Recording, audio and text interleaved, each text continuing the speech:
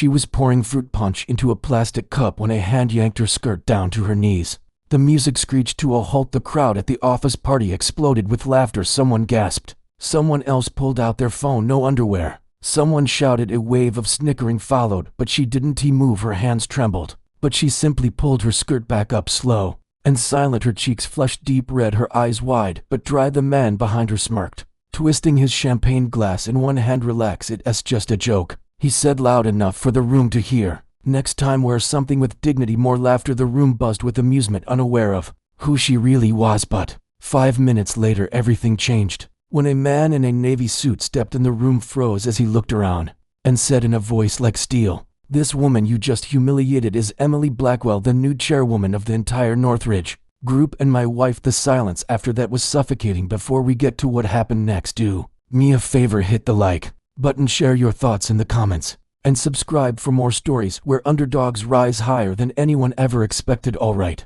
let us dive in. Emily had arrived an hour earlier unnoticed. Her beige skirt was wrinkled, her white button-up creased from the ride over. Her shoes were plain flats, her hair pinned back in a loose bun. She didn't look like a CEO. She didn't even look like she belonged at the executive mixer where people sipped sparkling water and wore designer cufflinks. She didn't care. She wasn't here to impress. She was here to watch, to listen, and to see the culture for herself. Under a pseudonym, she was listed on the guest list as temp coordinator, just someone helping with logistics. Nobody paid her any mind when she brought in a tray of home-baked cookies. A woman in a red silk dress scrunched her nose. "Where's catering from? Your grandma's kitchen?"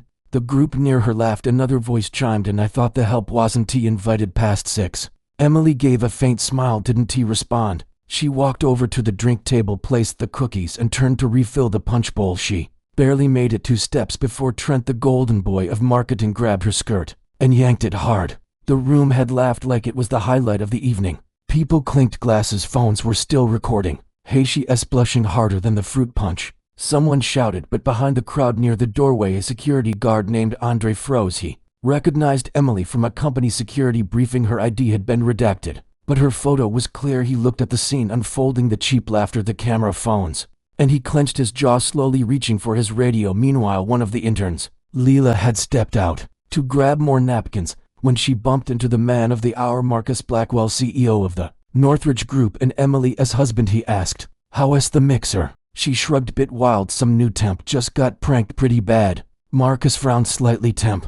His phone buzzed just then, a message from Andre with a blurry photo of Emily mid-incident and a single line, "This just happened." Marcus's eyes narrowed. He turned on his heel and walked straight into the lounge. The moment his voice cut through the room, the laughter vanished. People turned slowly, their faces shifting from amusement to horror as Marcus said, "Emily Blackwell is not a temp. She is your new chairwoman. And my wife." Trent, who was still holding his champagne, dropped the glass. It shattered against the tile floor. A woman near the back muttered, "No way." Another reached for her phone to delete the video she'd just recorded. The same red dress woman who mocked the cookies was now palling visibly, her hands fumbling behind her back, like hiding her jewelry could erase what she said. Emily stood motionless, her skirt back in place, her eyes steady now as she looked around the room. Not angry, not crying, just tired, the kind of tired that comes from years of judgment and being overlooked for not dressing the part. She finally spoke, and her voice was calm, clear, and terrifying. "Every person who laughed, every person who filmed, every person who stayed silent, you showed me exactly what I needed to see in 10 minutes, more than I could V learned in 10 meetings. She turned to Marcus and gave a small nod. Within the hour, HR sent out suspension letters. Trent was escorted out of the building by security. Alana from PR, who had posted a laughing emoji under a group photo, was placed under review. The woman in red silk had her access badge deactivated on the spot, and the intern who warned Marcus was quietly offered a mentorship position in the executive development program. The next morning, Emily returned to the office. Same flats, same skirt, same tote bag full of cookies. She dropped them on the counter at reception, nodded politely, and headed to the top floor. Her name was now on the door, but she still used the side entrance. The team stood when she passed. Some lowered their eyes, others stared, too stunned to speak. She didn't say much, but when she reached her desk, she placed a small note under the glass. It read, "Integrity is how you treat people when you think they're powerless." Later that week, an email from her desk went company-wide. It read simply, "You are never too important to be kind, and no one is too small to matter." The memo was framed by reception. By the end of the month, people stopped talking about the party, but they never forgot the moment when the woman they mocked turned out to be the one signing their checks. Emily never demanded their respect, she earned it by not backing down. When it was hardest to stay standing, she'd been humiliated, sure, but she turned that moment into a mirror for everyone in the room, and some of them couldn't bear what they saw. So wherever you ray watching from, ask yourself this: would you have laughed, or would you have stood beside her? Leave your thoughts below and follow for more stories where the quiet ones change everything.